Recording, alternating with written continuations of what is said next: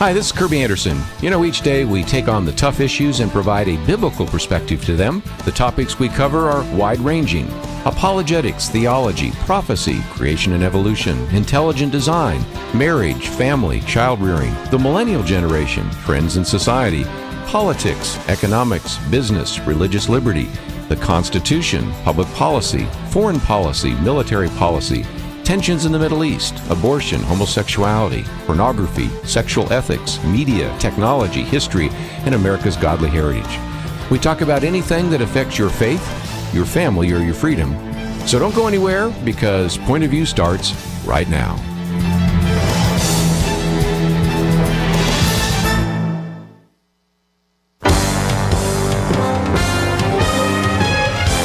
Across America, live. This is Point of View.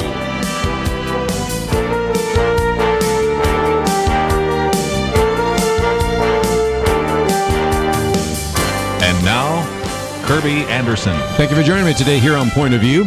You know, you've seen the books, radical, epic, revolutionary, transformative, impactful, life-changing, and certainly those books are challenging us to not just be content with mediocre Christianity, but we may be missing something as well, because a lot of the Christian life is ordinary, and that's the title of this new book. It has that same kind of orange cover that you've seen in some of the other books, but it is really challenging us to sort of rethink this bigger is better and more is always the most significant way in which we as Christians should interact with our culture. And so we're going to spend some time in the first hour today talking about this new book that I think will be a challenge to some of the things that we've talked about even here on the program. The guest that we are going to bring to the microphone is the author of the book, Dr. Michael Horton, author of more than 20 books, including this latest one that has just been published by Zondervan. We have information about that on our website in case you'd like to order it. He's also the president and founder of the White Horse Inn. We have a link to that on the website, and also editor-in-chief of Modern Reformation magazine. We also have a link for that as well. He's professor of systematic theology and apologetics at Westminster Seminary in Escondido, California. He's taught there really since 1998. Has degrees from Biola University, Westminster, California, and Wycliffe Hall in Oxford, University of Coventry, and also has done a postdoctorate work at Yale University. Dr. Michael Horton, welcome back to Point of View. Kerby, thanks. It's great to be back with you again. We certainly appreciate your writing, and we certainly have not had you on as frequently as we should have, but maybe we can rectify that today. And this book is recognizing that some of the other authors that we've had on the program that have talked about radical or life transformative kind of ideas certainly are challenging us to not live in the humdrum of Christianity. But I love the way you put this book together. Sometimes when we're always seeking the bigger is better, or when we're telling women that they have to have a job as well as raise a family, and when we are telling individuals that we really have to follow the next super apostle, maybe we've kind of gone off track a little bit. Just a little bit. And I'm really glad that you made that distinction between mediocre and ordinary, because I do think that that's what people usually think. You know, who wants a bumper sticker that says my kid is an ordinary student at Bubbling Brook Elementary? But it's not really, as every athlete knows, everyone who's good at anything, it's actually a commitment to the ordinary that leads to long-term excellence. And there's a sense in which, let's talk about this for a minute, the Christian life really is a marathon, and sometimes these books are just taking us from one sprint to the next, and there is a sense in which certainly there are times when we really need to be countercultural. I'm sort of preaching to the choir when I'm talking to you about that, but there also are times in which we have to, in a sense, be faithful in the things that God has given us each day. That's really true, and I think actually that ends up being more countercultural than anything we can imagine. Because, you know, everybody is, this is the thing, you know, when the next big thing, you could go through a whole list, whether it's things in the culture or things in the church. The next big thing is so yesterday, very quickly. And yet, the disciplines that, you know, going to church every week and praying with your family at dinner, teaching them the scriptures, and you know, all those little things every day have actually sustained the church over 2,000 years. Right. So I think that we need to step back and look at this with some perspective. The purpose of my book, Kerby, is not to go after anybody in particular. No, and you're very gracious about that, yes. Yeah. It's really, I'm looking at myself and saying, why, I'm terrified of being ordinary or doing the ordinary thing today. Today scares me. All the little tasks I have to do. I know what I'd do if you told me that I won the lottery or something. But what do I do when it's just, my daily callings? Can that give me enough significance? Well, if it comes from God and it serves my neighbors, we may be able to discover something new and exciting. Let's, if we can, just make a good illustration, because you use it later in the book, but I think it's appropriate here in terms of the day-to-day that eventually makes something great, becomes the BHAG, the big, hairy, audacious goals and things of that nature, and that is the difference between the way we define excellence, say, at McDonald's, and in building a great cathedral. Those great cathedrals, and use one example, were built with the understanding that the architect would die, his parents obviously would never see it. His children would never see it completed. His grandchildren would never see it completed. His great-grandchildren would never see it completed. That's a very different kind of view of what it means to be following a calling and to recognize how long it took to build something that now stands and we enjoy as tourists. Absolutely. And you think of churches, 8th, 9th generation church, that has fed and cared for, if it's faithful at least, has cared for generations of Christians, versus the church that just sort of pops up and then, after a decade sort of dies out because it was so tied to a particular movement and trend. That is, that example of the cathedral I give there is really like the analogies we get in the Scriptures of God building a vineyard, God planting a vine. You can't sit there and watch the vine grow. You have to tend it, care for it, all sorts of stuff every day before you can bottle it and enjoy it. So I really do think, Kerby, that it's very hard for us, especially as Americans and including Christian Americans, very, very hard for us to really get deeply invested in daily activities that contribute to a goal we may never see in our lifetime. That's right. Or even if you see it in your lifetime, you probably are asked this question. I'm asked it. Sometimes people say, how long did it take you to write this book? And there's one in particular. I said, well, to actually get in front of a word processor and type it, a year or so. In a sense, my whole life it took to write that book, if you know what I mean. And there's a sense in which that is true about your systematic theologies. That's true about various projects. I can think of even stuff I've done in wood that I'm not done with. And I'm like, okay, it maybe get done someday. But if you want to do it right, it takes time. And sometimes you don't have the time to invest it, or as time goes on, you develop skills that make it better than if you tried to throw it together very quickly. So I want to take a break and come back and talk about this book, Ordinary, in more detail. Of course, a little bit later, if you have a comment or a question, we'd love to hear from you. We'll get back into the news cycle later, but this was a book that I thought would be very interesting to you.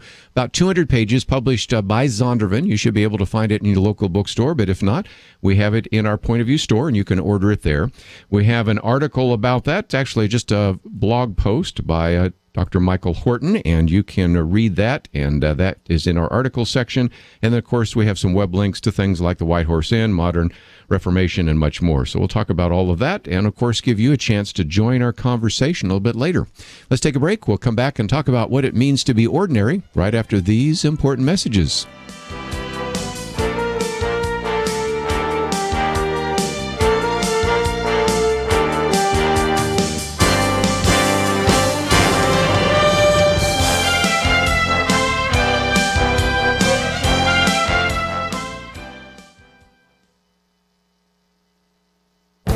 The Point of View Commentary with Kerby Anderson. In his new book, Godonomics, Chad Hovind finds engaging ways to illustrate economic facts. In his book and on my radio program, he answered questions like, what would God say to Adam Smith? What would God say to John Maynard Keynes? In a chapter on the money supply, he compared inflation to the experience parents and kids have at Chuck E. Cheese. You and your kids arrive at the arcade restaurant and purchase $20 worth of tokens. The kids spend their tokens and win certain games. At the end of the adventure, the kids count their tickets and take them to the toy counter to purchase a prize. Along the way, they're thrilled that they have 1,700 points in child's currency. Their eyes gleam with hope of trading for some real treasures. The toy counter is stocked with iPods and stuffed animals and all sorts of prizes that they are ready to take home. But their excitement fades quickly when they realize that it takes 500 points just to purchase a blow pop. It takes 1,000 points to earn a Chinese handcuff. The prizes they want require hundreds of thousands of points. Chad Hovind believes that that is the way the government prints money, and it's very similar to Chuck E. Cheese. The issuers have tinkered with the value of the tickets at the arcade or the value of the dollar at the government.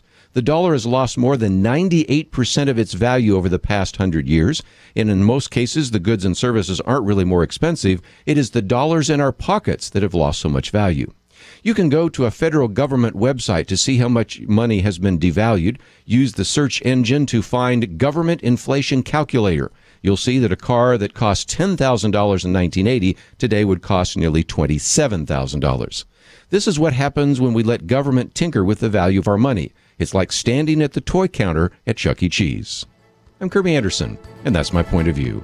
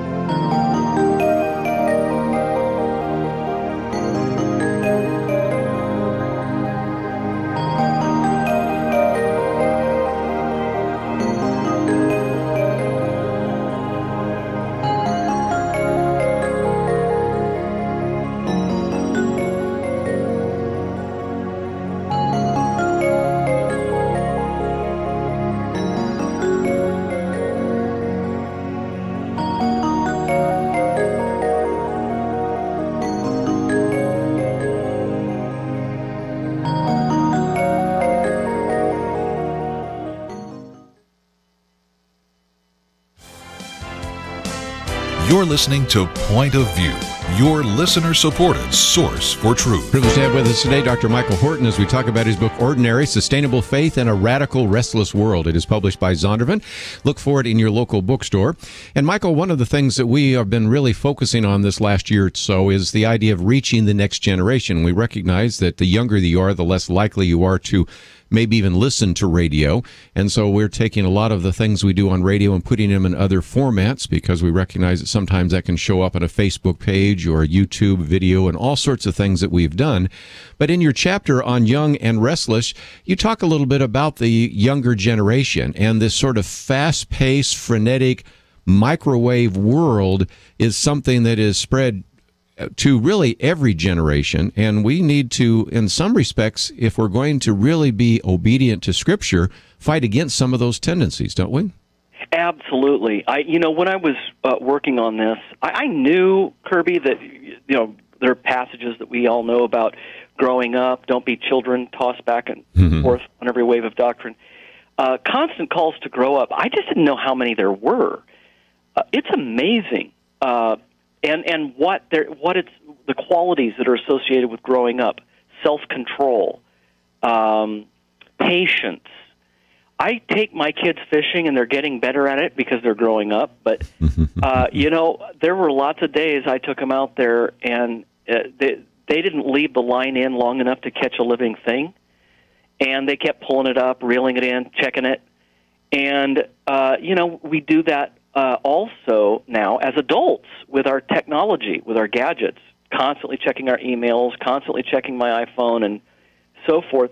It's kind of childish to be distracted by little trivia. For a kid, everything is interesting. Everything is eminently distractible. But when you grow up, you're supposed to sort of develop a screen where you say, no, you know what, I kind of have a knack now at distinguishing weighty things from light and airy things, long-term goods from short-term bangs for the buck. And no, I don't need that bubble gum. No, I don't need that piece of candy. Actually, I'm going to go for the long-term health thing here. That's just how we start making decisions. The problem is, especially when it comes to our spiritual lives, in this culture, we are keeping people children. We're not growing up. We're in fact, a lot of people can go to churches where they're not allowed to grow up, where the youth group has become the main service. You can go, this is the first period in church history where you can go from the nursery to children's church to youth ministry to campus ministry to the golden oldies without ever actually belonging to the wider body of Christ.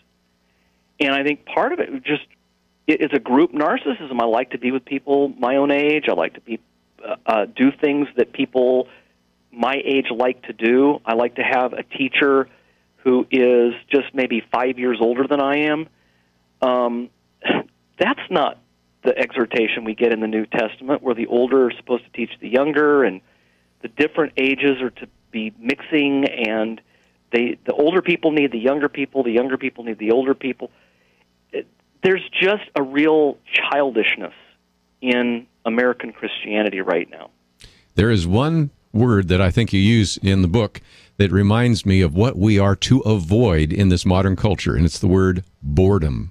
And I don't know, Michael, if you've seen this. I wrote a commentary about this a while back where they were just seeing whether or not basically college students could just be patient. And at first they were doing something with electric shocks, and it was something to try to see, kind of cause and effect, pain and pleasure. But then they had some of them just sit in the room without a digital device.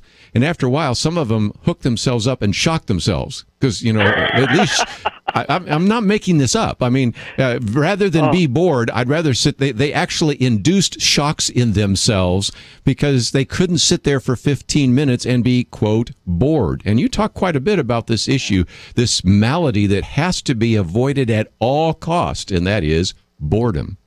You bet. Wow, what an interesting example there. It's really true, but think about, one of the chapters I invite readers to take out a sheet of paper, very simple exercise, draw a line down the middle, and on the left-hand side, write down the things that really matter most to you. Okay, so marriage, family, relationships, becoming a doctor, whatever it is. And then on the other side, the things that you think are fun, but they're not the most important things in life. Well, when you go through that list, what you'll find is on the left-hand side, the things that are most important to you, they typically take time. Right. They take a huge investment of time, patience, energy, resources, whereas the stuff on the right just sort of is the easily distracting kind of stuff that happens. Mm-hmm.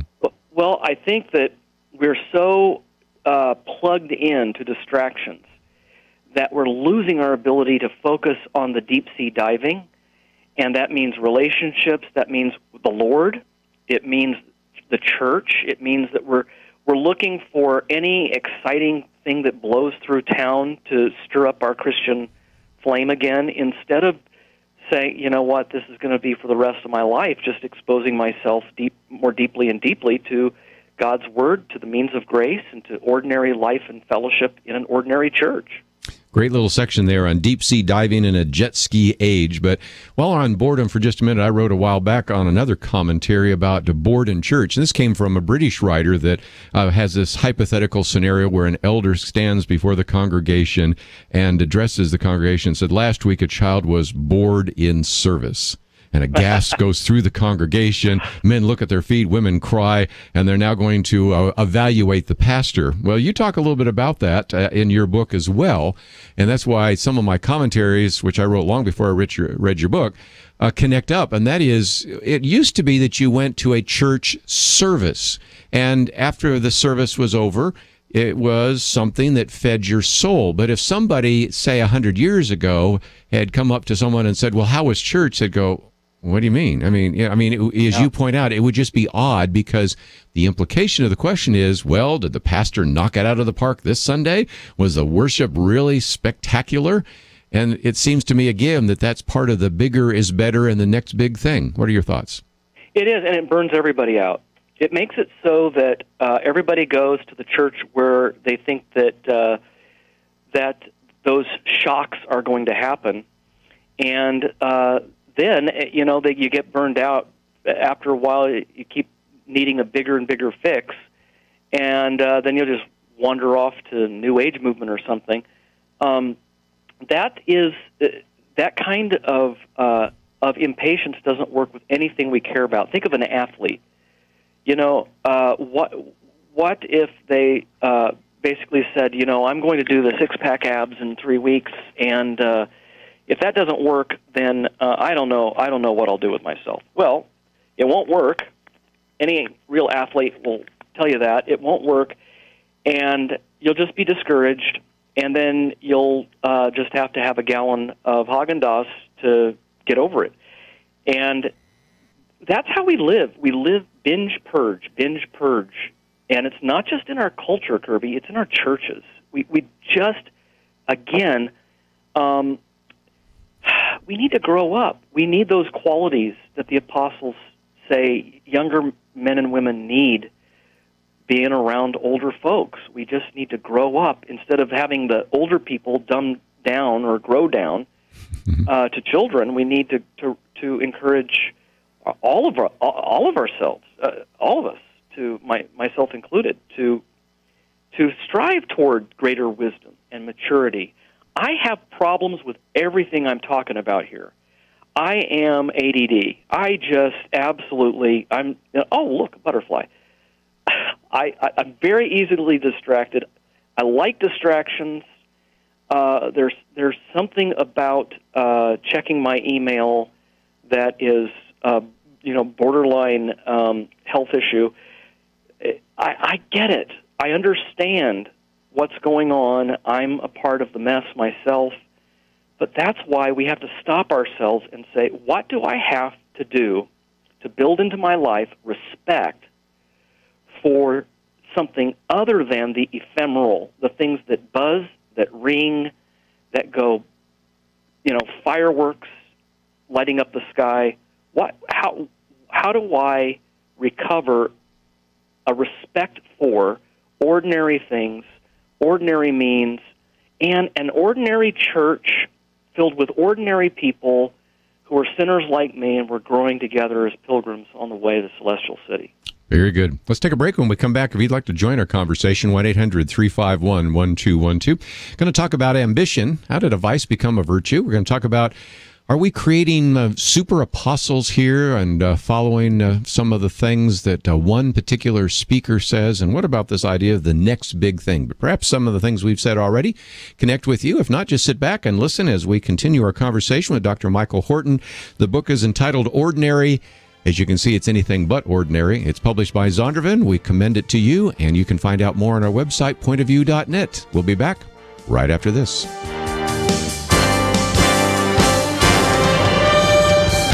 You are listening to Point of View.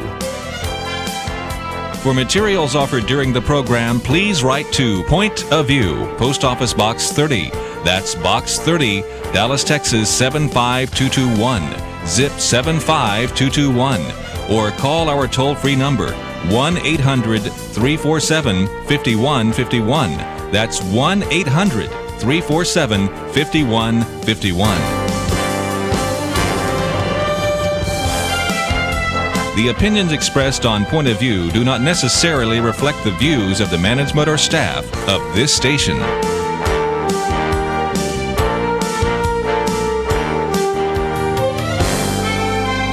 Point of View will continue after this.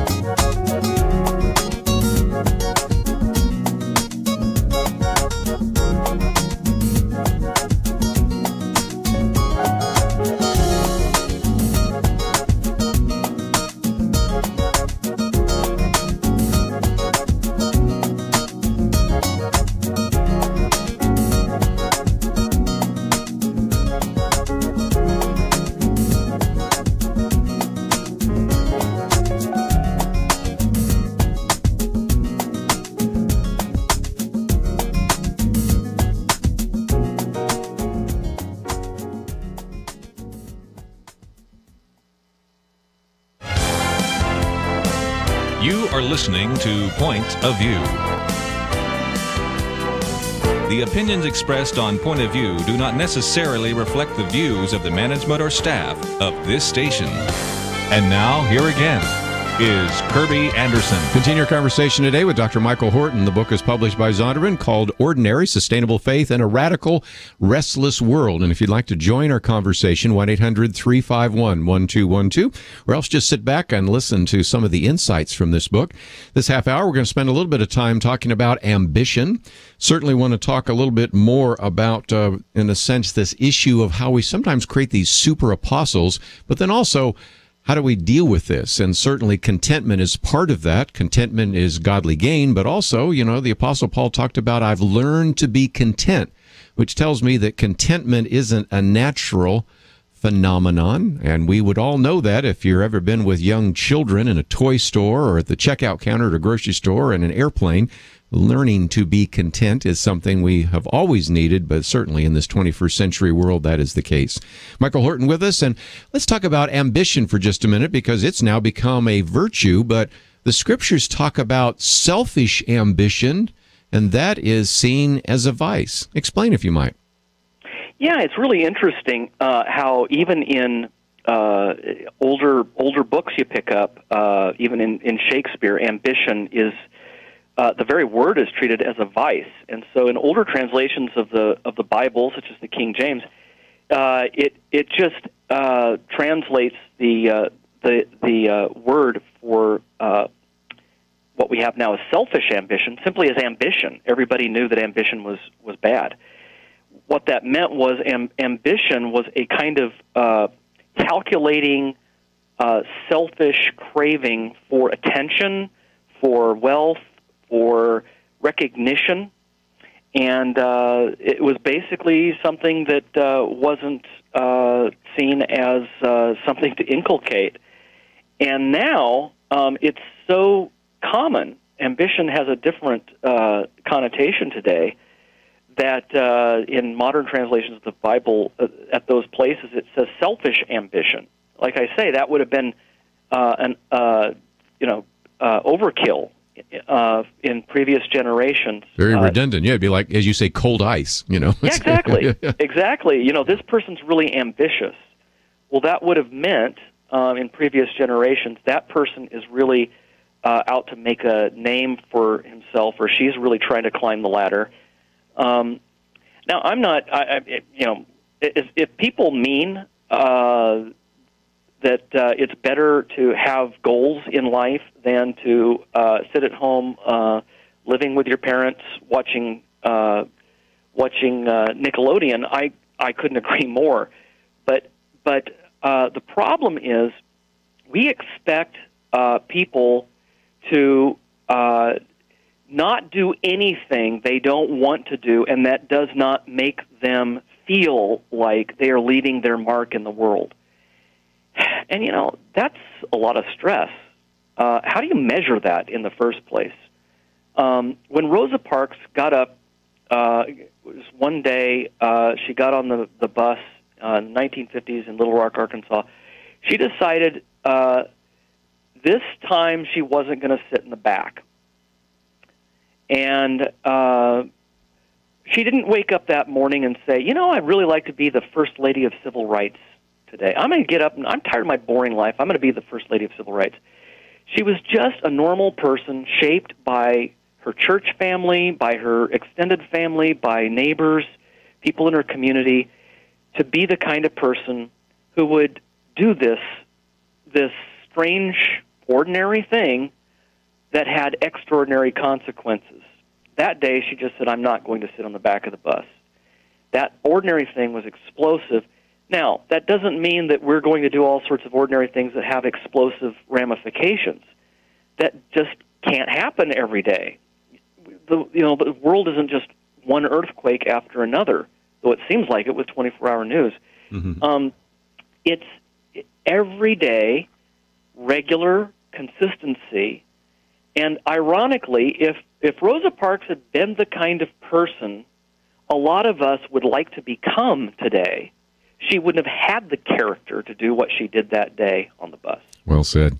And there is a sense in which we have to also remind ourselves that what to us seems ordinary does have eternal consequences. I mean, even in Gladiator, Maximus at one point says, what you do today echoes through eternity. And as I heard that, I thought, well, that's a Christian view. I mean, really, if you think about that, what you do today, even the ordinary things you do today, do have an impact on eternity. And sometimes people looking for the next big thing or trying to chase the newest fad are missing some of the opportunity to just be a faithful follower of Jesus in their day-to-day life. Exactly, Kerby. It's so much easier. I can think of my various callings. It's easier for me to go to Africa than it is sometimes to be there for my kids. It's easier for me to do a radio interview like this sometimes than it is to fix my kids' bike. It's easier for me to listen to something that has some news headline than it is to listen to my wife. So I think of a pastor too. It's so much easier to go to a conference and speak at a conference and be wowed by all the music and these conference speakers than it is to go back to my own church where I might not hit it out of the park, or my pastor might not hit it out of the park, and it's kind of going to be, well, another Sunday. That we're getting to the place where it's very, very, very hard to love and live with the people closest to us, around us, including God. Very, very good. Let me move on to one of the chapters there on Paul and the super apostles, because I love what you said. Matter of fact, I was talking to somebody about your book before we got here, and I love the way you said it.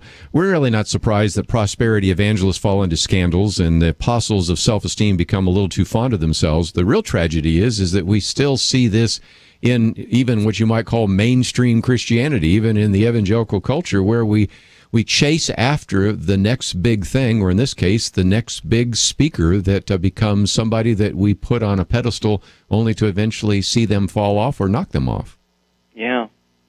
It's just one thing after another. Even it's wonderful to see people rediscovering the doctrines of grace, but, Time Magazine calls it young, restless, and reformed. There's a kind of youthful zeal that is really exciting to see, but the restlessness needs to be left behind. The restlessness is going to kill the reform part.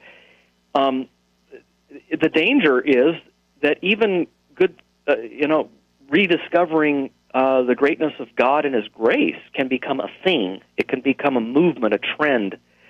And then when that movement or trend associated with certain very gifted, charismatic leaders fades, then people say, "Yeah, I was into that in around the 2014, but not so much now." And that's exactly how people often talk about the things they've been through. And we don't want people to say, "Yeah, I was really into the big God thing in 2014, but now I'm sort of into Oprah, or whatever, if she's still around in 2020." But we don't want the truth to be a thing. The truth is the truth, and it should be compelling to us, even if it's not packaged in a way that looks really exciting, like a new Nike product. Well said. Let's talk about some of the antidotes, and one of those is the issue of contentment. The Scriptures do speak about contentment, and also that Paul himself talks about, I've learned to be content. So it tells me that contentment isn't a natural state of affairs. Wasn't true in the first century. It certainly isn't true in Madison Avenue advertising in the 21st century, is it? Absolutely not. That's a great point. Yeah, it's we've got to be content with God, first of all. I think that's why Paul could say, "Look, I've found it. I've learned contentment. Contentment. I can be content with plenty or with poverty." That's not because Paul was a Stoic. It wasn't because he said, "I have sort of done really good with my yoga lately, and I think that I really don't need to be affected by the outer things in my world." No, that's not what he's saying. He's saying, when you have such a big God who has graciously provided all things for your salvation, leaving nothing for you to do to make up for the righteousness that his law requires.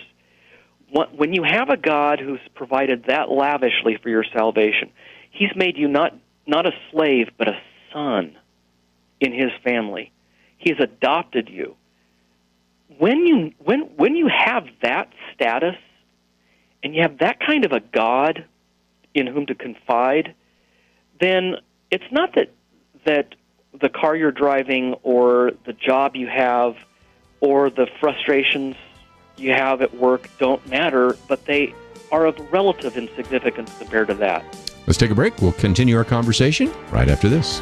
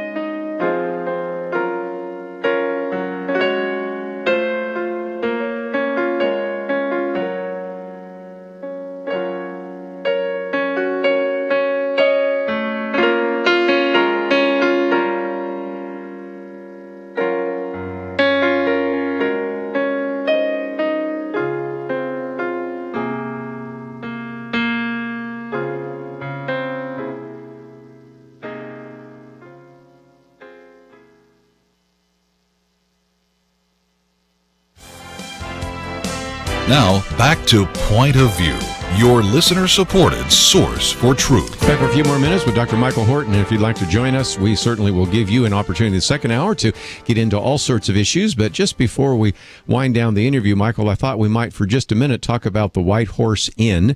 That is a nationally syndicated radio show. We have a link to that. You're, of course, editor-in-chief of Modern Reformation magazine.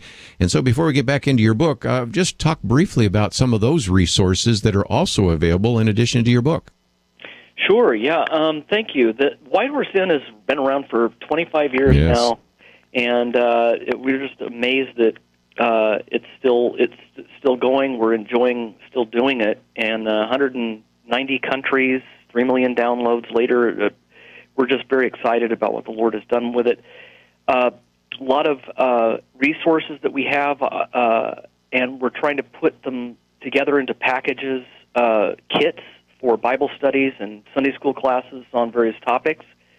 So, whitehorseinn.org is a place where people can download those resources and hopefully pass the message around. Let's see if we can just finish off at least with one of your chapters in your book, and that is the idea of God's kingdom. And you talk about God's ecosystem, that the kingdom is like a garden. Explain that for just a minute, because that's another way in which we can maybe counter-program to a culture right now that is looking for the next big thing and faster, and not maybe focusing on those things which are of eternal value. So how do we think through this with a kingdom set of perspectives? Well, it's just amazing. I'm sure you've seen this yourself, Kerby, that how many times the analogy for the kingdom of God is a tree, a garden, a vineyard.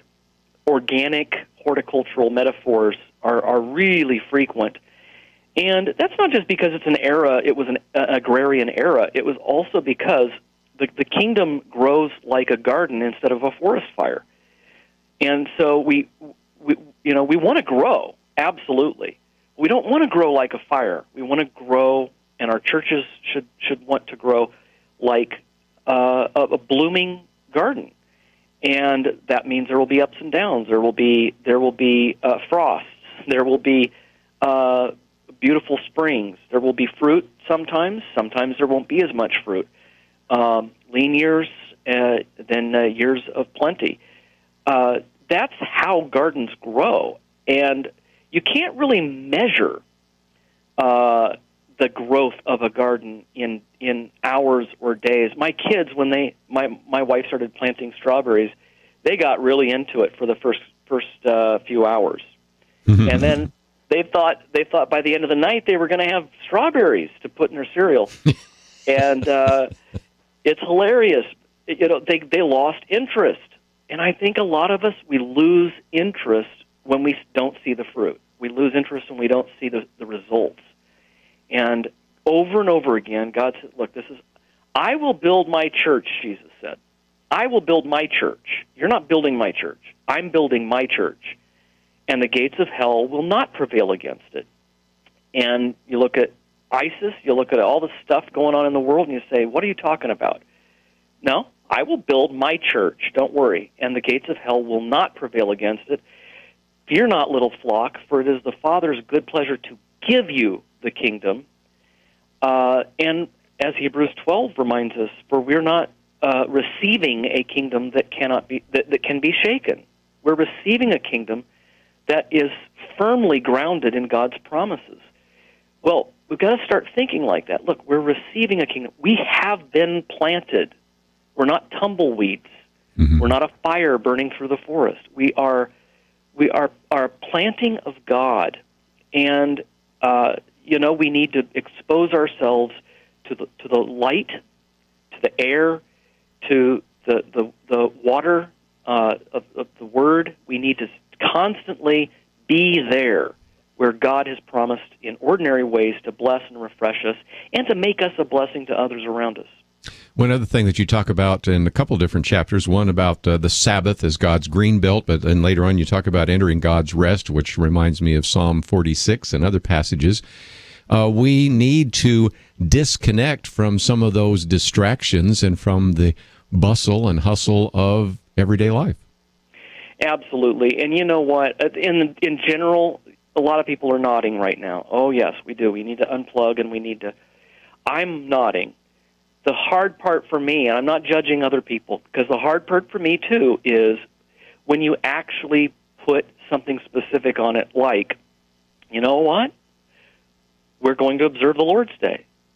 From the beginning to the end of Sunday, we're not going to have technology. No one in the house is going to, I'm not talking about, not answering the phone, or it might come to that, if it's an emergency. But yeah, even leaving the phone on messages. Basically, what we're doing right now together as a family and with other people from church is more important than whatever interruption the world or even other Christians want to have at me for something that's perfectly legitimate for me to talk about tomorrow. What would it be like if churches across America said, you know, we're not going to be the church of glitzy this or glitzy that. We're not going to have a roller rink. We're not going to have a skateboard park. Here's what we're going to do. Every Lord's Day, we're going to have the young and the old and the middle-aged, everybody together. We're going to go over to people's homes for meals. We're just going to hang out with each other and talk about the anticipation of the everlasting feast that awaits us. We're going to revel in the powers of the age to come, warming us and breaking in on this present evil age. And we're going to have a new vitality that will recharge our batteries, and then Monday we will get up and fulfill the other callings that we have in the world. I think you want to talk about over time having a real impact on our culture. That would be remarkable, and people would be growing more deeply instead of just being tossed back and forth from movement to movement. Very well done. The book is entitled Ordinary, Sustainable Faith in a Radical, Restless World. And Michael, just before we go, if people would like to contact you, maybe learn a little bit more about what you've been doing in your own church and how you've been teaching and preaching this even at seminary, how can they contact you? Well, whitehorsein.org is a great place to go. I do answer emails and the like through that source. Also, Westminster Seminary, California. And also, I think people can go to Christ United Reformed Church Santee website. That's right. Santee. Mm-hmm. I'm only an associate pastor there. The main chef serves up a 4-star meal week in and week out, just meat and potatoes, and he's got some great sermons on that website. Well, again, you can find out a little bit more. We have the link to White Horse Inn and Modern Reformation Magazine. Of course, you can also go to Christ United Reformed Church in Santee, California, and all sorts of great resources. So, Michael Horton, great to have you on the program. Let's do it again sometime. Thanks, Kerby. Always enjoy it. Thanks a lot. Again, the book is entitled Ordinary. It is about 200 pages. It is published by Zondervan, Sustainable Faith in a Radical, Restless World. He does a very good job of kind of talking about some of the issues that we've addressed today in about 3/4 of the program in terms of some of the concerns that we should have about what is happening, the radical and the restless. But then he goes on to give some prescriptions, and we've looked at some of those as well in his section on ordinary and content, and the issue of contentment and God's ecosystem, and certainly learning to be still and know that I am God. So lots of great material in that book, and I know that it would certainly cause you to consider how to do church, how to develop community, and how to certainly be part of the body of Christ. So again, the book is available on our website. It is published by Zondervan. I'm sure you'll be able to find it in many of your local bookstores. It has a cover that looks a lot like David Platt's book because it's red, except David Platt says radical. This one says ordinary. And I think you can see that ordinary does not mean mediocre, and I think you appreciated that conversation with him today. We come back, we're going to get into some of the issues in the news, and of course we'll open up the phones to give you a chance to join the conversation. Don't forget that we have posted a number of videos for you to watch, some articles for you to read, and some web links that I think will be helpful to you. So take the time, even during the break, to go to the website pointofview.net. You'll find some of those resources. I would encourage you to read them. In some cases, maybe click the share button and put them on your Facebook page or send them to other people so that you can maximize the impact. We'll have more right after this. Across the nation, this is Point of View. For materials offered during the broadcast, please write to Point of View, Post Office Box 30. That's Box 30, Dallas, Texas 75221, zip 75221, or call our toll-free number 1-800-347-5151. Point of View will continue after this. Point of View is produced by Point of View Ministries and is supported by your generous tax-deductible contributions. I just thank God for y'all. I listen to you every day, truly. I wanted to thank y'all for everything you do each day to inform Christian families and our community about the things we can do, and just the way you're so informative. I listen to you daily and love you guys and appreciate you so much. God bless you, Kerby, for keeping this show so on track and for the decades of wonderful help to this nation that Point of View has been. We're all big fans of your work, and we pray that God will just prosper it. As a Christian, over the years that I've followed this program, I am constantly challenged to be on guard and to evaluate what's going on. And if for no other reason, to protect the caliber and the truth of your programming, I need to participate and to back your program financially to ensure that the truth stays out there for people to hear, to view, and to be a part of.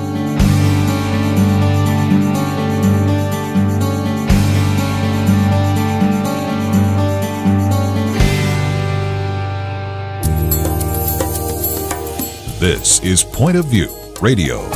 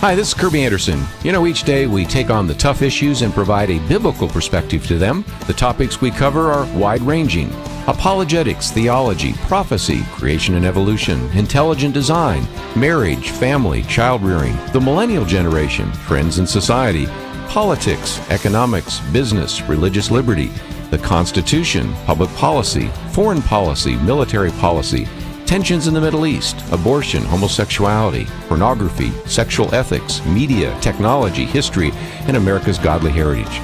We talk about anything that affects your faith, your family, or your freedom. So don't go anywhere, because Point of View continues right now.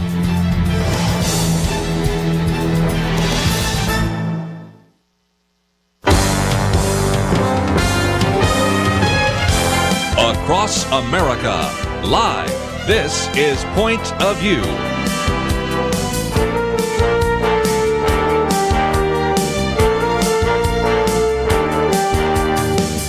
And now, Kerby Anderson. Second hour today, and I thought we might, for just a few minutes, talk about Columbus Day, or should we call it Indigenous Peoples Day? Well, that's what they call it in Seattle today, and we're going to talk about that in just a minute.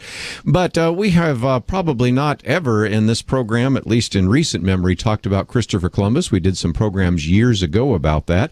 So I thought for just a minute I might talk about the significance of this day, and it shows you how political correctness has influenced even our historical understanding of the first discoverer that we at least laud of the New World. Of course, there may have been the Vikings that discovered as well and some other things, but certainly Christopher Columbus and his, quote, discovery, or if you will, rediscovery of America, changed everything. And those of us living in North America understand only so well that significance.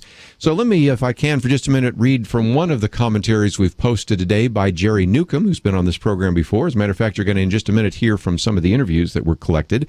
And he says, you know, political correctness infects virtually every aspect of our culture, our thinking, and our heritage. He said, when I grew up, and he says, I'm only 58, Christopher Columbus was a great hero. Now to some, he's become a villain. He is blamed for many unjustifiable things, most of which followed in the wake of his voyage. Meanwhile, the Christian side of Columbus has been lost to most of us.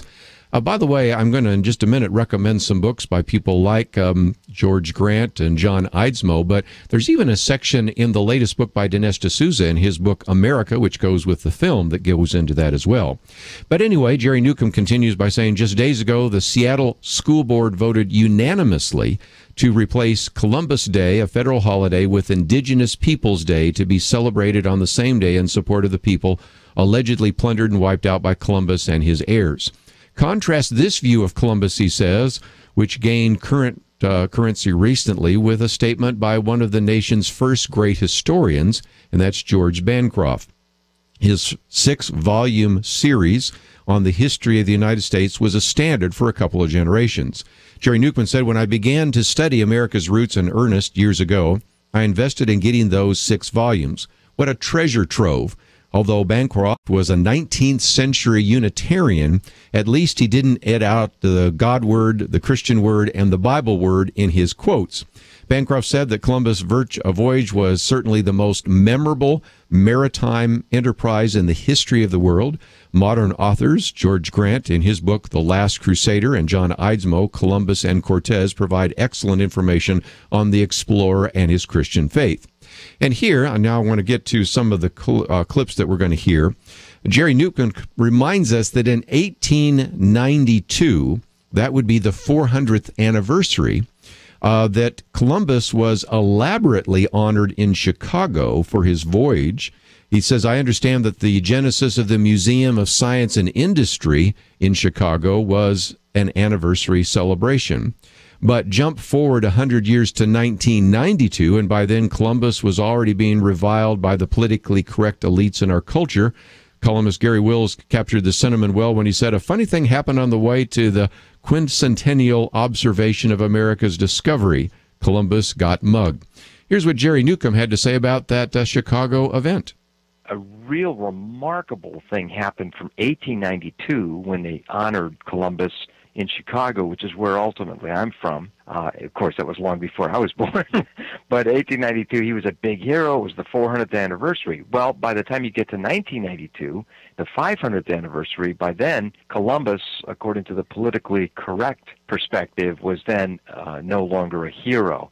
Jerry Newcomb goes on to say that it is true that Spanish and Portuguese explorers who followed Columbus' voyage greedily sought gold, not God, in the New World. They significantly mistreated the indigenous peoples here, especially in South America. But should all that blame be placed at the feet, of course, of Columbus? And, of course, he says no.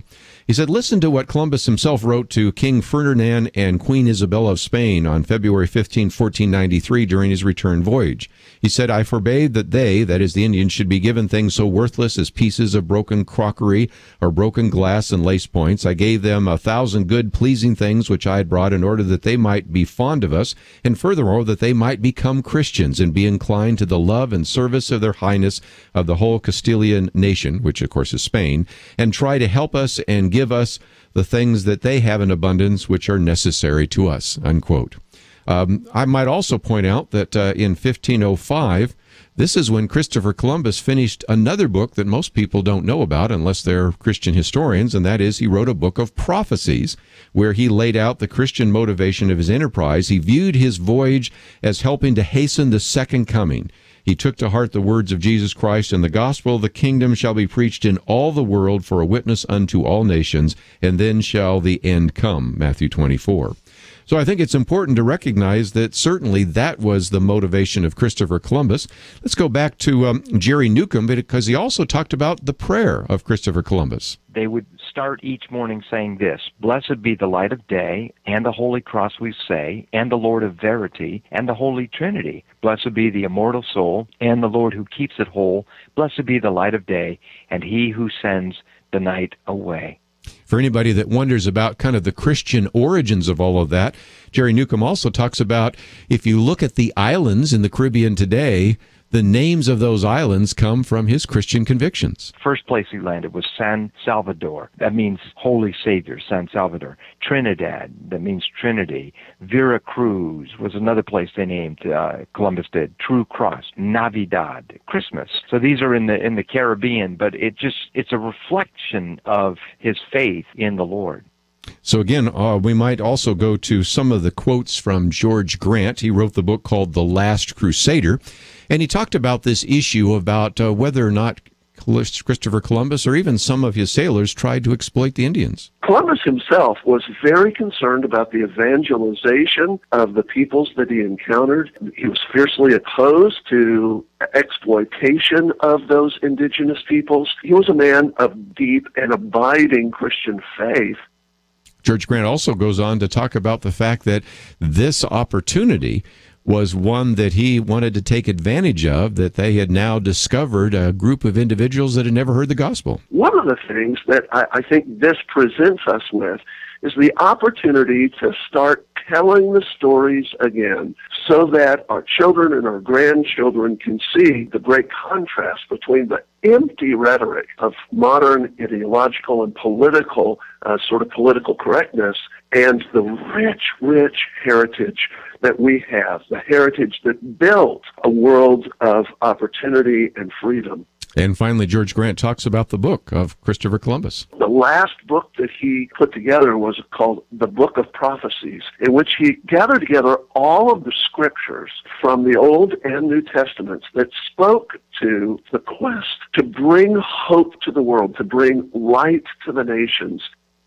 And so, again, we see just a little bit of the real story of Christopher Columbus. So I thought we might start off with that today in this last hour. If you'd like to join us, 1-800-351-1212. But we'll move on from Columbus Day, or Indigenous Peoples Day, to the fact that we have another individual that has contracted Ebola, this time a nurse in Presbyterian Hospital. What does that mean? We'll also talk about ISIS and, of course, open up the phones to give you a chance to join our conversation today.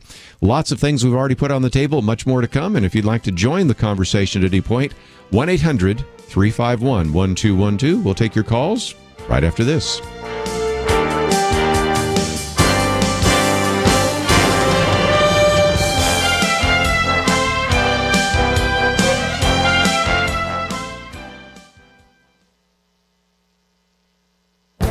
The Point of View Commentary with Kerby Anderson. In his new book, Godonomics, Chad Hovind finds engaging ways to illustrate economic facts. In his book and on my radio program, he answered questions like, what would God say to Adam Smith? What would God say to John Maynard Keynes? In a chapter on the money supply, he compared inflation to the experience parents and kids have at Chuck E. Cheese. You and your kids arrive at the arcade restaurant and purchase $20 worth of tokens. The kids spend their tokens and win certain games. At the end of the adventure, the kids count their tickets and take them to the toy counter to purchase a prize. Along the way, they're thrilled that they have 1,700 points in child's currency. Their eyes gleam with hope of trading for some real treasures. The toy counter is stocked with iPods and stuffed animals and all sorts of prizes that they are ready to take home. But their excitement fades quickly when they realize that it takes 500 points just to purchase a blow pop. It takes 1,000 points to earn a Chinese handcuff. The prizes they want require hundreds of thousands of points. Chad Hovind believes that that is the way the government prints money, and it's very similar to Chuck E. Cheese. The issuers have tinkered with the value of the tickets at the arcade or the value of the dollar at the government. The dollar has lost more than 98% of its value over the past 100 years, and in most cases, the goods and services aren't really more expensive. It is the dollars in our pockets that have lost so much value. You can go to a federal government website to see how much money has been devalued. Use the search engine to find Government Inflation Calculator. You'll see that a car that cost $10,000 in 1980 today would cost nearly $27,000. This is what happens when we let government tinker with the value of our money. It's like standing at the toy counter at Chuck E. Cheese. I'm Kerby Anderson, and that's my point of view.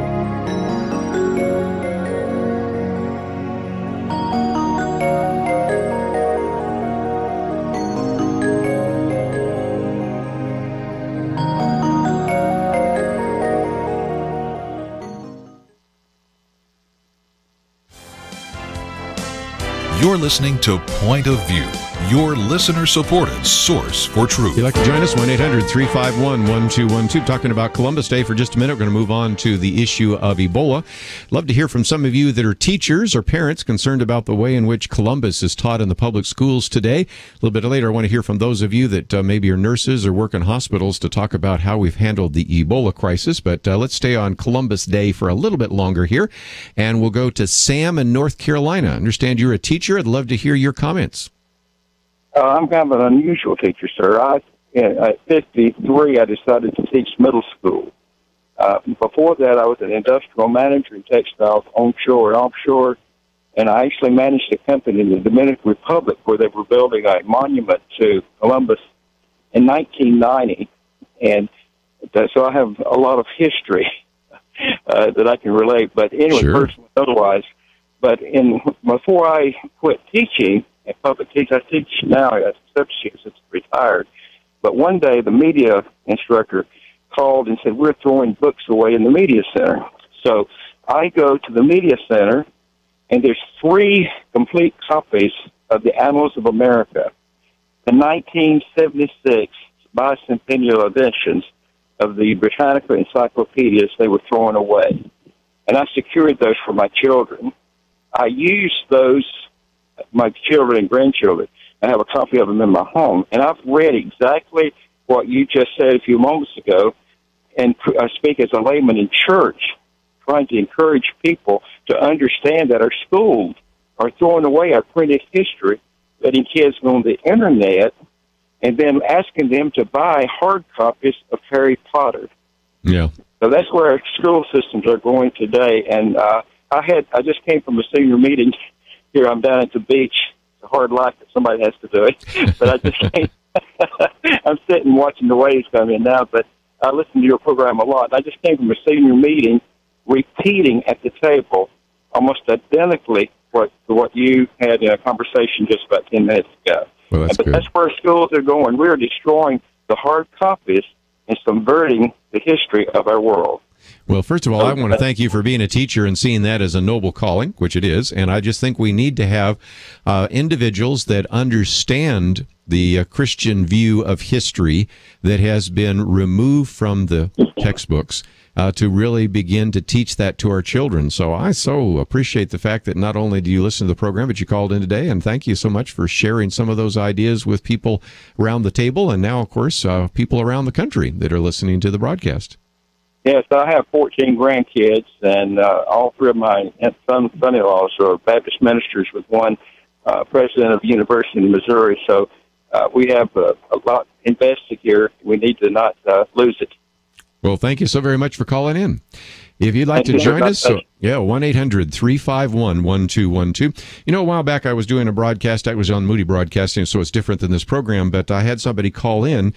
And it wasn't on Columbus Day. It just happened to be that the mother was saying, my daughter just came from college, and I think it was near the Thanksgiving time, and said, all these horrible things about Christopher Columbus and about American history and on and on and on. And so we sort of fixated on Columbus for just a minute. And I said, okay, she's maybe not going to believe me. She may not even believe you, but tell her to look it up for herself.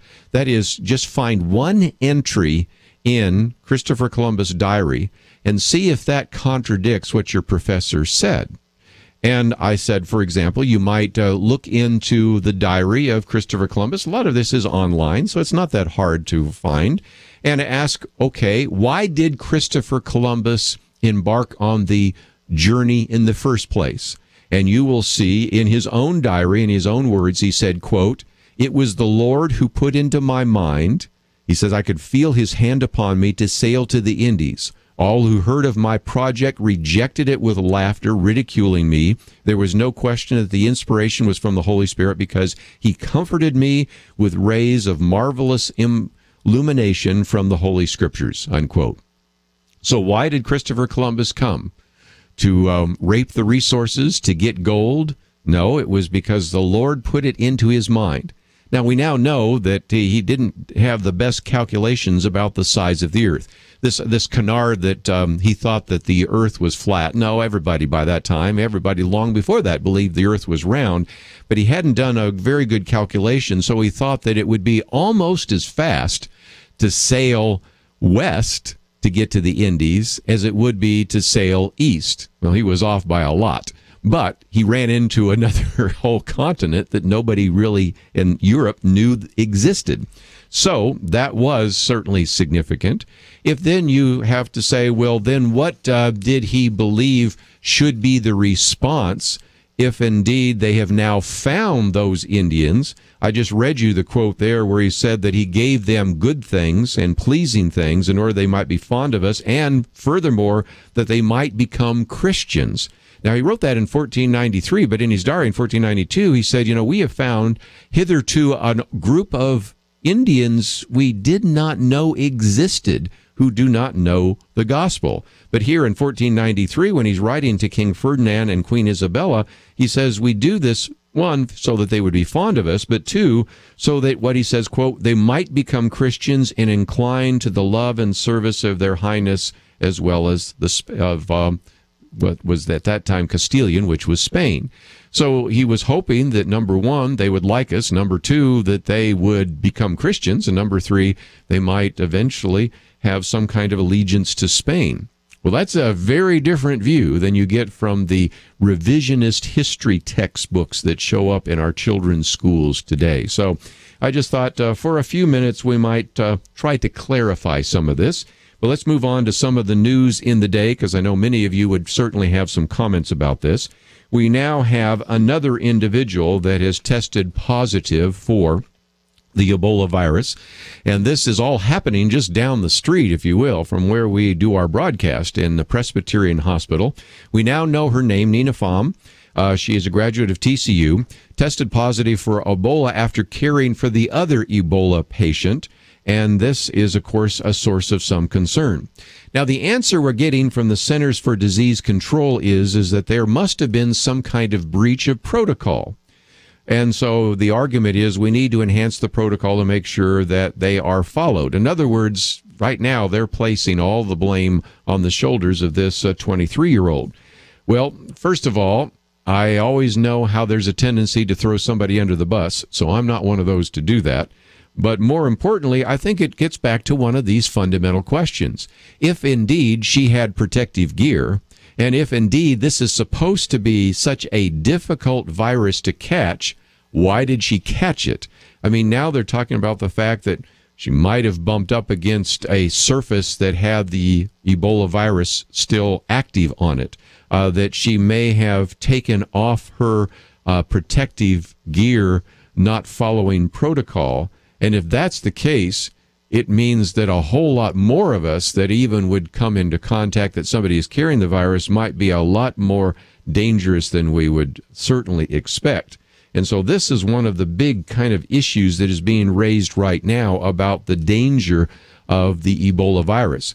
As I said on this program recently, what is called the R0, that is R0, for Ebola seems to be much smaller than, say, like measles. I mean, it's like 18 for measles, it's like 2 for Ebola. So the 18 means that if for every one person that has measles, 18 other people might be infected.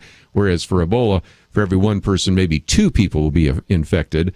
But that's based upon some guesswork as well, and assuming that we have more adequate facilities here in the United States to deal with that. But nevertheless, this is one of the real concerns, and now they're saying that they are broadening their look at other individuals that might have come into contact with her. And if you've been watching the news, they have now gone into her apartment like they went into the apartment of the other Ebola victim that came from Liberia, and taking out everything, burning it, and doing what they can to minimize any possible infection or spread or transmission of the disease.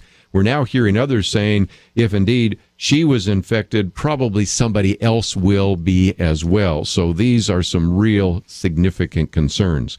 We come back, I want to talk a little bit about this new posting that comes from the World Health Organization, issued a stark warning that Ebola is now the most severe acute health emergency in modern times. And also maybe talk a little bit about how the Centers for Disease Control have been dealing with this issue. You might know that Thomas Frieden, who is the head of the Centers for Disease Control, did not come into this job as an individual that has worked with communicable diseases. He was actually the first health commissioner under Mayor Bloomberg, and was the man that was probably best known for banning trans fats, large soda drinks, and even cigarettes in New York City. So do we even have the right people in the right positions?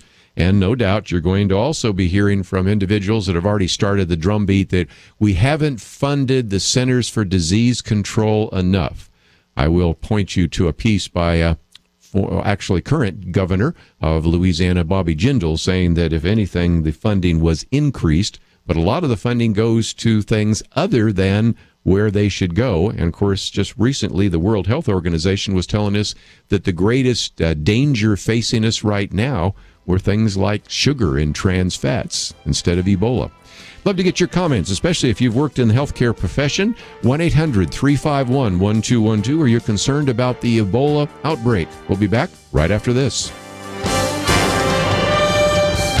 You are listening to Point of View.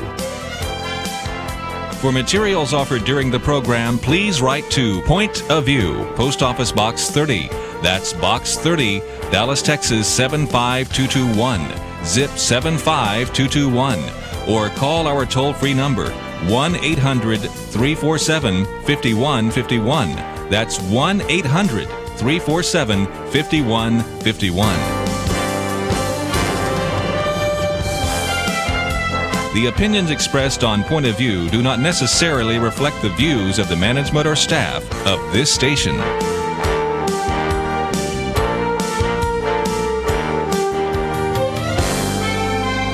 Point of View will continue after this.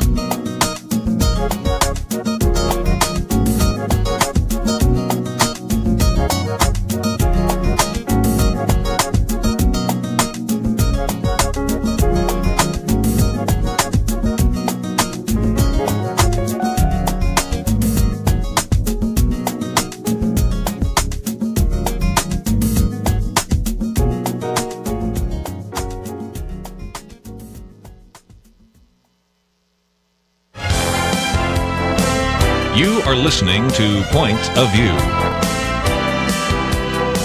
The opinions expressed on Point of View do not necessarily reflect the views of the management or staff of this station. And now, here again is Kerby Anderson. Final half hour open line if you'd like to join us, 1-800-351-1212. Want to get to some of those of you that have worked in the helping professions, especially in healthcare, nurses, doctors, and others. If especially like to know a little bit about what maybe is happening in your hospital. Just before I take a phone call, real quickly, let me at least put on the table one of the announcements that now come from the World Health Organization. It says Ebola outbreak is the most severe acute health emergency in modern times, according to the World Health Organization. The agency's Director General Margaret Chan said that the epidemic has proved that the world is ill prepared to respond to any severe, sustained, and threatening public health emergency. She added that the new cases of Ebola are now rising exponentially in the three hardest hit countries. That would be Guinea, Liberia, and Sierra Leone. In a statement to a regional health conference in the Philippine capital of Manila, she said, "I have never seen a health event threaten the very survival of societies and governments in already very poor countries. I've never seen an infectious disease contribute so strongly to potential state failure." I might say that the devastation of AIDS in Africa certainly came close to that, but let's move on.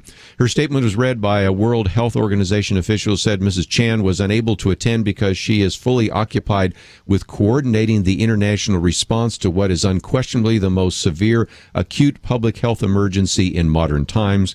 And they go on to say that the warning comes as the government is set to announce important changes at the National Health Service, that is in England, to tackle the possible outbreak. Because, again, you can see some of the stress that would be there in England. Of course, we're now moving into a full implementation of Obamacare. What is that going to mean? We were promised by the president and even some of his associates that actually we're fortunate that we have Obamacare to actually address this issue of Ebola. Count me as skeptical about that, but let's take some phone calls. If you'd like to join our conversation today, you don't necessarily have to be a doctor or nurse, but I'd like to hear from some of you that certainly can bring some perspective. And if you have some comments or questions about the Ebola outbreak, we would love to hear from you. 1-800-351-1212. Let's go to Kentucky first. WYGE. Corey, thank you for joining us today. Hey, how you guys doing today? Very good. What would you like to share with us? Are you a nurse? I am a nurse. Been one for about 20 years, and of course, the biggest issue I see with viruses and infections and a lot of other things, most people don't fully understand the spread of it. Like I give you just a simple example. Okay. You go into the restroom. As you open that door, that handle is infected. Oh, sure. Now, you would think the opposite side would be cleaner because people coming out have washed their hands. Not so, because not everybody washes their hands. Yeah, I know that. Yeah. If you do spend the right amount of time washing your hands as you come out the door, if it's a door you have to pull on to get out, guess what? You've infected your hands again. So, like, for example, today I was at the hospital dropping off some blood. Went into the restroom, washed my hands. On my way out, I'm like, I'm not touching the handle. So I get a paper towel, which is automatic. You slide your hand under it. It gives you a paper towel.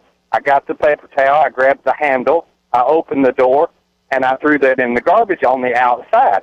So if you don't do every step in the process of infection control, you have broke down the system, and it's not going to work. Well, I've been accused of being a little bit overly cautious, but I'll do that sometimes. I'll use a paper towel to open the door up because it occurs to me that, that may be the more infected one than the other. And again, they're trying to blame this poor girl, Nina Pham, as a breakdown in protocol because she did in one way or another service Thomas Duncan, who died of Ebola. But I'm not necessarily convinced she did anything wrong. But if she did, okay. But we're told that this is supposed to be a somewhat foolproof system here. And guess what? She's infected. And they're already starting to say that there will be other nurses infected. And for those of us who live in the Dallas area, you're starting to see where some of these potential hot spots are. If indeed other nurses that are at Presbyterian Hospital are infected and other people come in contact with them, you just got to wonder whether or not we are going to be dealing with a more significant outbreak. And this just comes from one individual, Thomas Duncan, who came there. Imagine if some more show up here before it's all through in other cities. So, Corey, you just gave us a good basic understanding of Public Health 101 and what we need to do if we're going to be careful not to spread any other kinds of diseases, whether it's swine flu or of course, the enterovirus that's starting to spread through the country because that was brought from South America from many of those children that walked across the border. We're going to have to really pay some attention, and I appreciate you educating us today. Okay, anytime.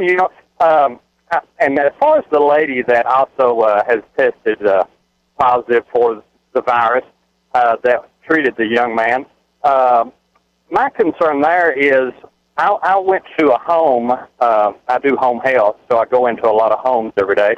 I was on the way to a home where there were already 2 people there that had nausea, vomiting, and diarrhea. So before I showed up at that home, I knew I had to be very cautious in every way possible because I have a little boy. I didn't want to take the virus home to him. And there was no doubt in my mind what was going on was a virus. Stomach virus or whatever it may have been. So I didn't take anything in that I didn't have to. I didn't let them use my pen to sign. I washed my hands before I went in and out. I wiped my steering wheel off 3 times, and I still ended up getting the virus that they had. There you go. The reason, and the reason it is so difficult is because it can be anything.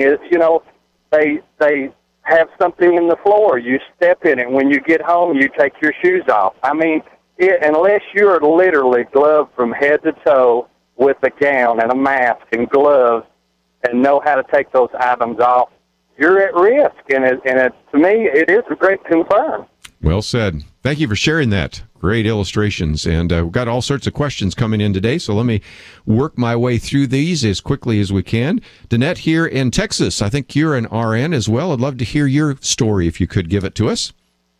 Yeah, my comment just goes to what the previous caller said. Something like Ebola is going to be so hard to work with because you first of all need to have training ahead of time. Like the proper equipment before you go into a room, and also, coming out. And it's going to be very specific equipment, and there's not really room for error. That's right. And so it's not something that, someone can just show up and have Ebola, and then you just have some people coming in and putting on the usual isolation protection equipment. You need a team that's prepared ahead of time, and they need to have help.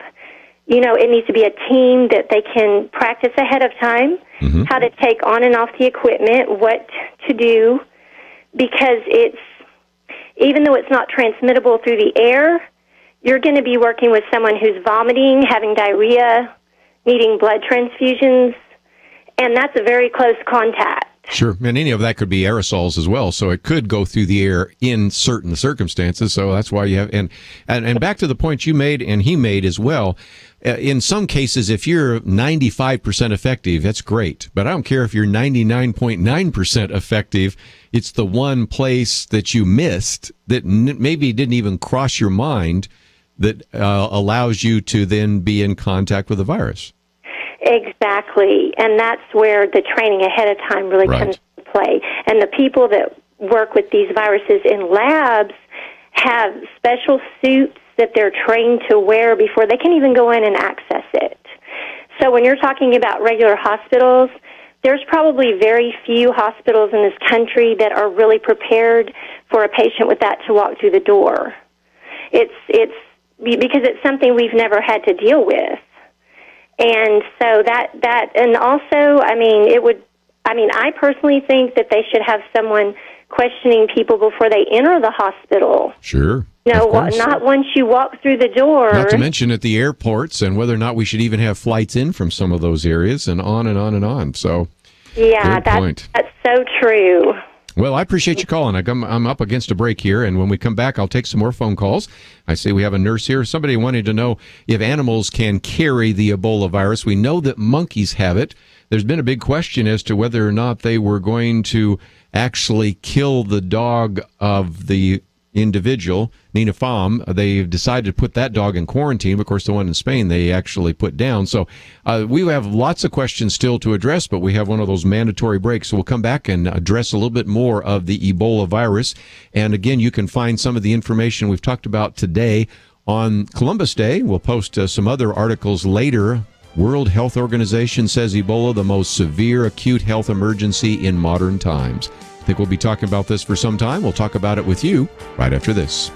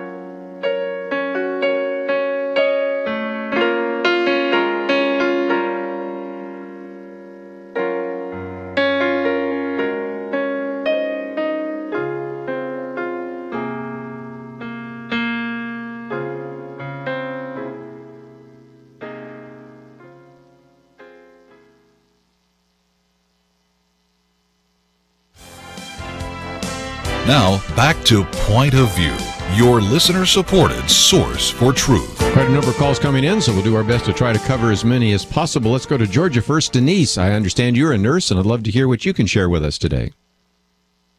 I am. I have been a nurse for 30 years.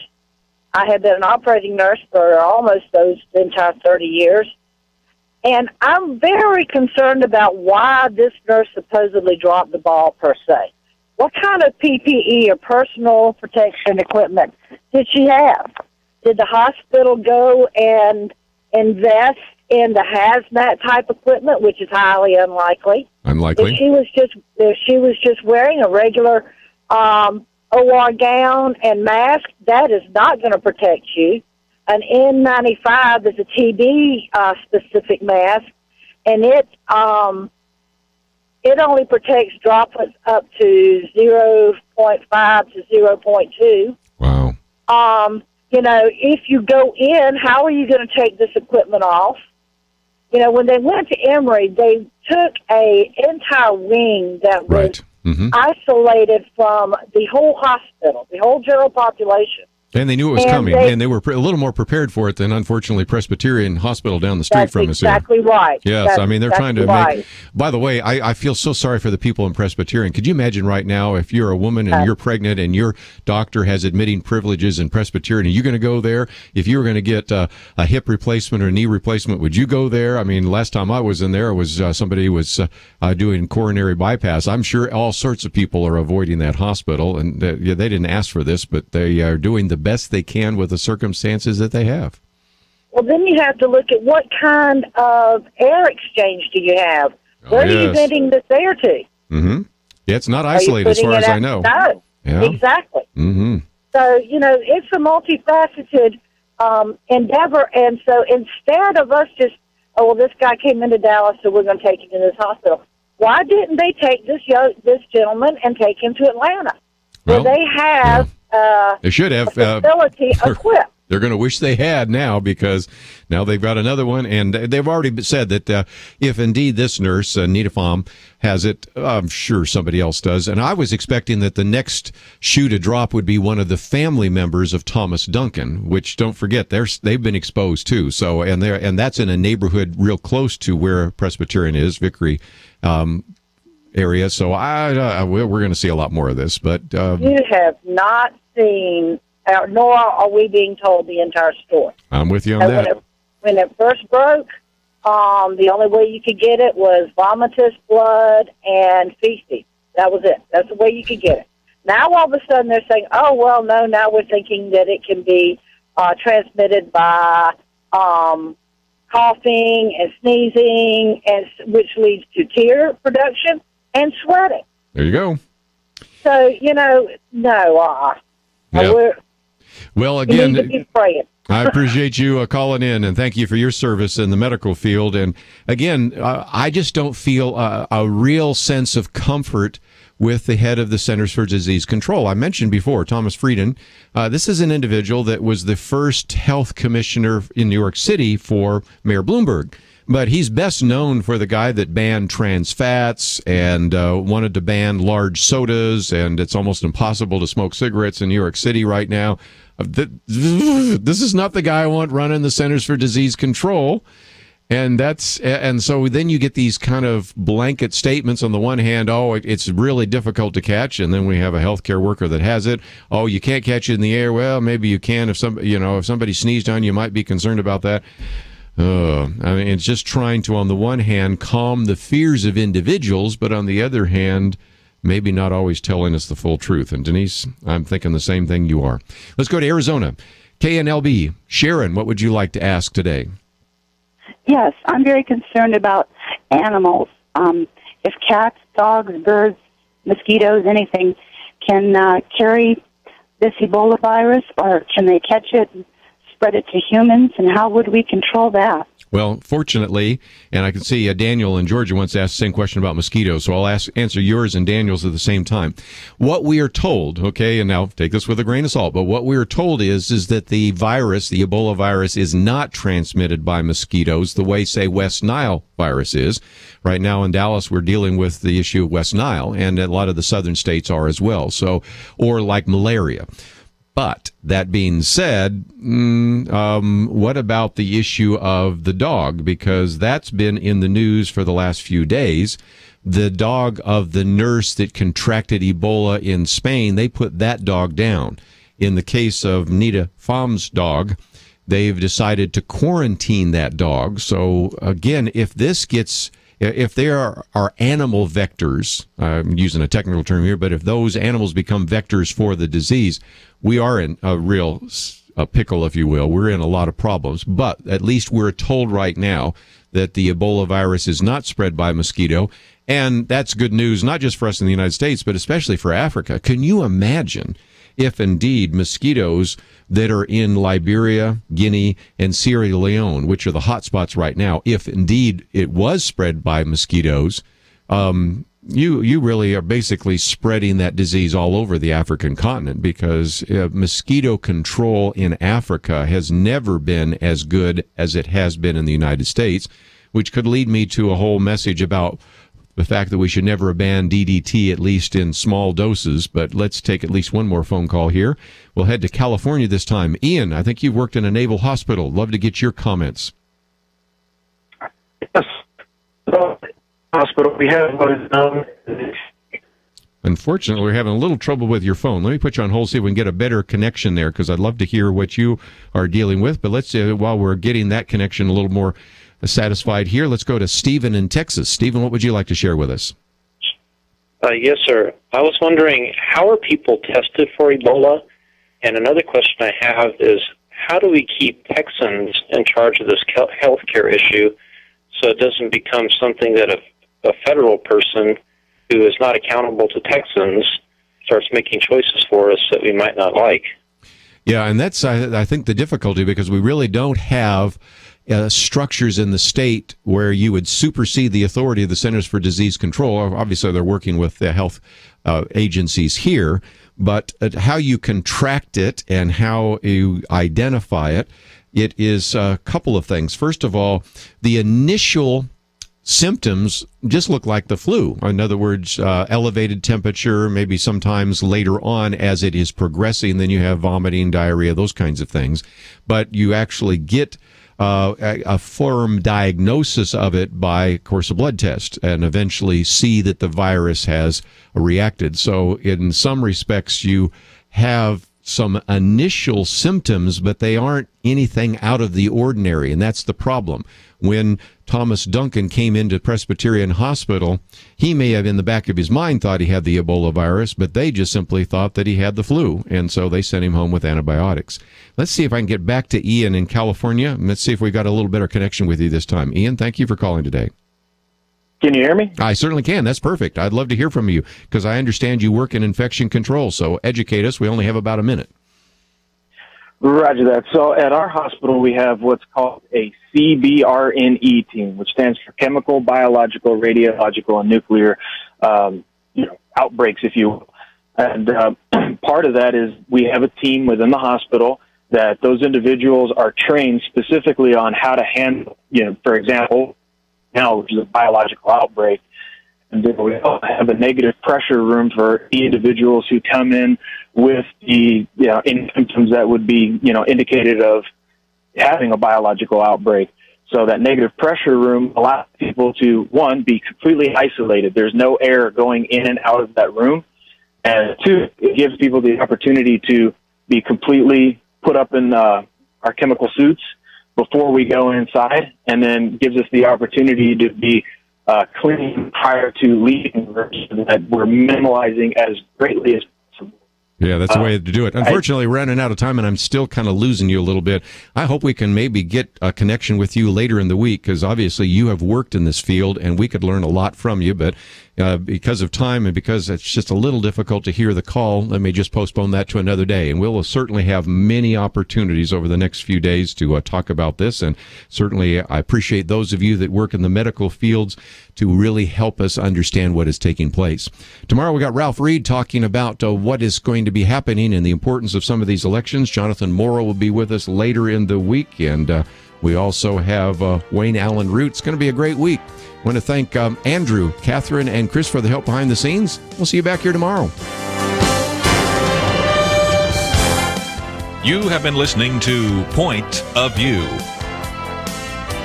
For materials offered on the program, please write to Point of View, Post Office Box 30.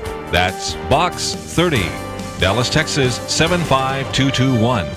Zip 75221. Or call our toll-free number 1-800-347-5151. That's 1-800-347-5151. Point of View is produced by Point of View Ministries and is supported by your generous tax-deductible contributions.